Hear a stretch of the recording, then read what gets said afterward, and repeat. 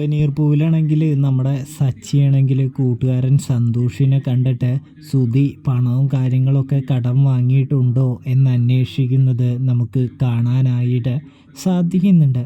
ഇതേ സമയമാണെങ്കിൽ സന്തോഷ് പറയുന്നുണ്ട്, ഞാൻ അത്രയും പണമൊന്നും അവന് കൊടുക്കാറൊന്നുമില്ല, പണ്ടൊരു 25,000 രൂപ കൊടുത്തുണ്ടായി, അത് കിട്ടാൻ കഴിച്ച പെടാപ്പാടേ എന്ന് പറയുന്നത് നമുക്ക് കാണാട്ടോ.